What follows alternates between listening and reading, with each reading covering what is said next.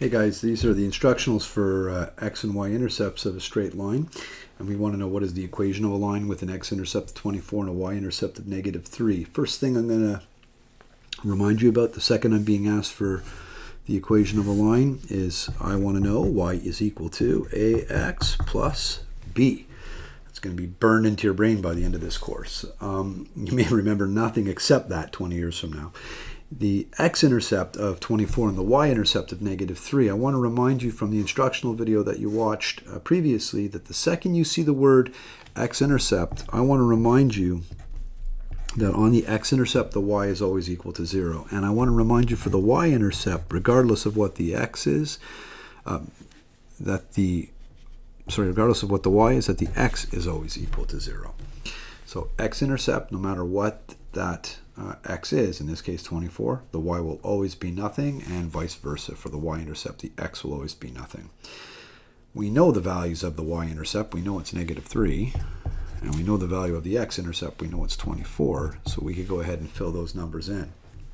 Now, if that little thing with the zeros is something that eludes you, or you forget it, or you don't write that down, which of course you should, the graph will also help us kind of see that right away. The fact that we have an x-intercept of 24 means that that line, no matter what it looks like, whether it's like this, or like this, or like this, no matter how steep it is or how shallow it is, it's going to cross that x-intercept somewhere where the x is 24, that x-axis at 24. So I'm estimating roughly where that is. I'm just kind of showing it visually. A y-intercept of -3, well, that's going to be down here somewhere. Not as close, not as far away from the origin, but definitely below the origin, because we know the y is a negative and the x, of course, is -3. Now, if we were to draw that straight line, I'm going to just really quickly show you what that would look like roughly, right? That line is going to look something like that. And of course, I haven't drawn this to scale, I haven't measured anything, but it gives us a really quick idea of what that line will look like. Well, the next thing to do really is to just go ahead and calculate the a. And to do that, we know that we've got to use that rule. A is equal to y2 minus y1 over x2 minus x1. If there's a second thing that's going to stay in your brain forever, it's probably going to be that formula. And again, we've got to label a P1 and a P2. So I'll just call 0, -3 my P1 and call that x1, y1, and I'll call 24, 0 my P2, and I'll call that x2, y2. And which one you label as 1 and which one is 2 doesn't matter, but once you've labeled them, you got to stick with it, right? That 0 and that 3 have to go together, whether they're 1s or 2s. So I can do the calculation now. A is equal to 0 minus 3 over 24 minus 0.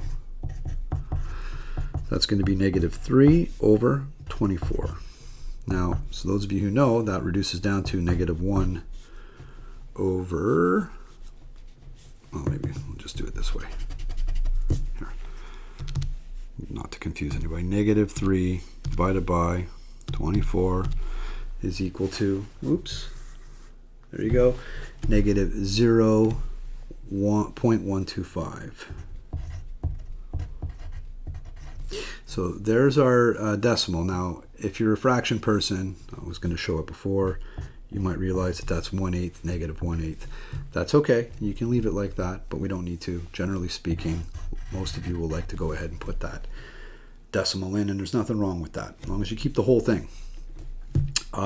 Lastly, we just need the b. Well, we could calculate the b, but let's be smart here. Look. We have the y-intercept, and we know that the y-intercept is where the line crosses the y-axis, and that's another way of saying b. So the b is -3. There's no point in going and calculating it if we know it already. So the equation of this one is going to be y is equal to -0.125x minus 3, and we're done.